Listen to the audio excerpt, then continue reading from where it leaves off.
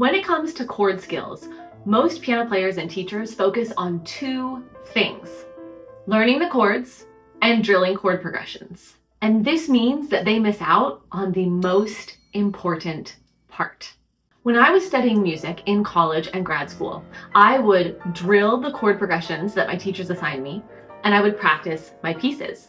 And I thought of both of these practices as separate endeavors, which is where most piano players go wrong. It wasn't until I started to see the actual chord progressions in my pieces of music that everything started to click. I was able to start seeing that my teachers weren't assigning me all of these chord progressions just to torture me. They were actually trying to get me to understand the architecture of the pieces that I was playing. Hey piano people, I'm Ashley. Welcome to Ashley on Music Studio, where you learn how to practice smarter, not harder. Let's dive in. So let's talk about the most important chord skill that every piano player needs, but that most piano teachers don't teach. It's chord analysis.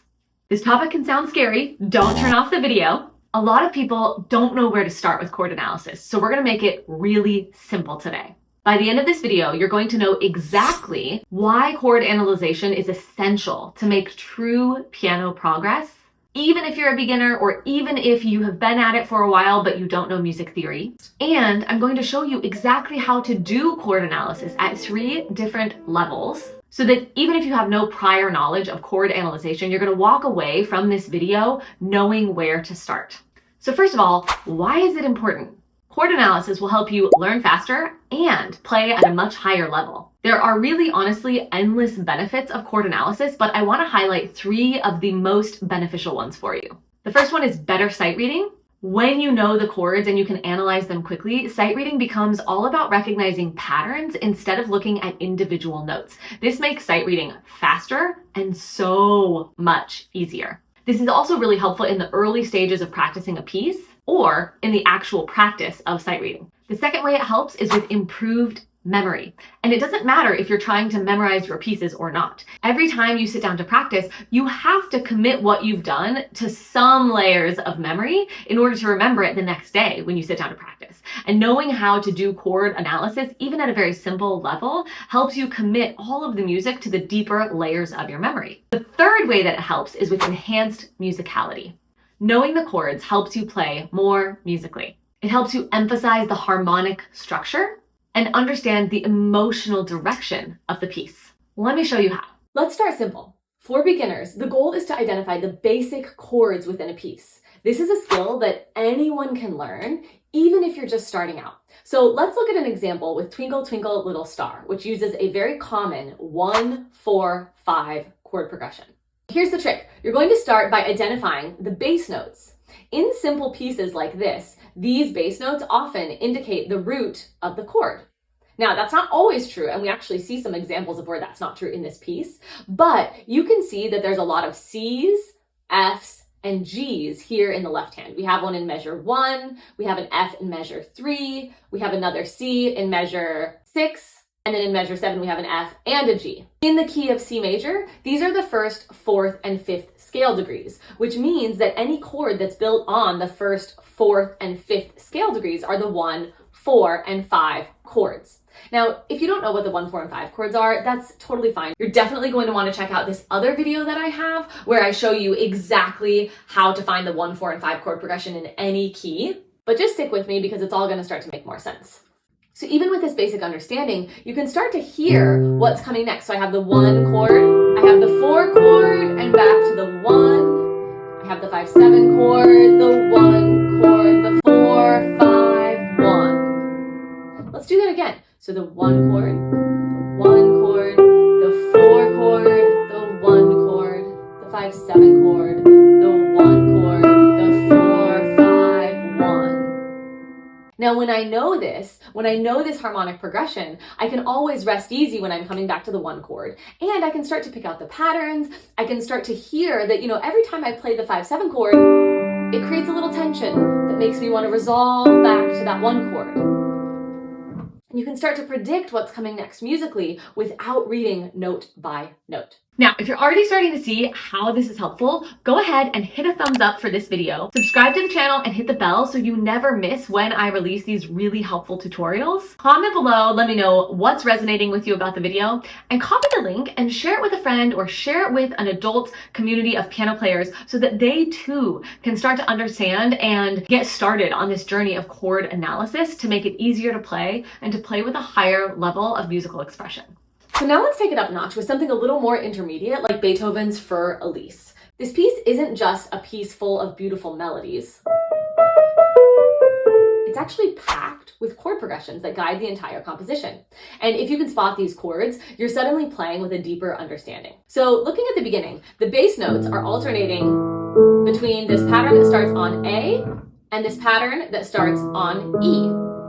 Now, a lot of people will try to memorize the individual notes, and I see this with a lot of piano players where they'll say, okay, so A, E, A, and then I have to jump down here to E, G sharp, and they'll try to memorize all of these individual notes, which can be helpful, but it's even more helpful to look at what chords these are. So this first left-hand pattern is actually hinting at an A minor chord progression. And so we have an A minor here, and then the next pattern is an E major chord structure. So A minor, E major, A minor, A minor, E major. And you can see we're really just alternating between those two chords in this very beginning section of the piece, the most famous section of the piece. Now, knowing this helps me read the piece faster. It helps me remember what the left hand is doing without having to read every single note. And I can predict the pattern and the musicality, or like the harmonic structure, just by listening to the chord changes. So let's try that. I'm going to go through it once and I'm going to talk so that you can hear what I mean. And then I'm going to play it once again without talking so that you can really listen. Here's A minor, E major, A minor, A minor, E major, A minor.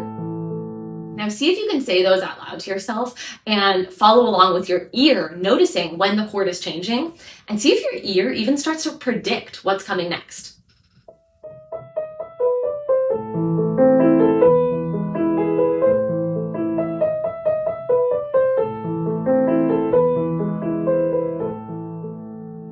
Okay, so now for advanced pieces and advanced players, the key is to go beyond just identifying the chords like we did in Für Elise. You need to actually understand the progression and its function.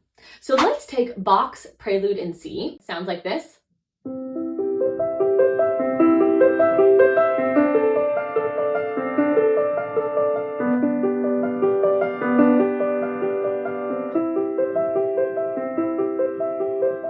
Knowing the underlying progressions of this piece can help you interpret it in a way that's both expressive and intentional. So here's where we start to get a little deeper. Bach isn't just using 1, 4, and 5 chords. He's actually using 2 chords and 6 chords, and the harmonic structure is a lot more complex than in the example we just went over. Now he's also adding sevenths to these chords to create tension and resolution. Now, when you know this, it helps you identify the outliers in the chords. In other words, the notes that don't feel like they fit within the basic chord structure. And it also helps you move beyond the notes to tell a story with the music. The knowledge lets you control the emotional arc of your performance. So we start with the 1 chord. And then we go to a 2-7 chord. I'm leaning in. And then a 5-7 chord, leaning in even more. And then back to a 1 chord, resolving. Now, a little tip here is that when you're trying to analyze the chords of an advanced piece, you need to look at both hands, not just the bass clef, right? Because in this piece, if I was just looking at the bass clef, depending on the edition, you would have 1 single note, or some editions will write it with like the first 2 notes in the bass clef. So look at both hands and take into account all of the notes between the grand staff to find the harmonic structure. Let's listen to this one more time because it's so beautiful. And now I'm not going to talk over it. So you're going to hear me play calm and graceful 1 chord. And then in the second measure, I'm going to lean into the tension a little bit. And then in the third measure, I'm going to lean into the tension a little bit more. And then in the fourth measure, I'm going to let it resolve gracefully and quietly again.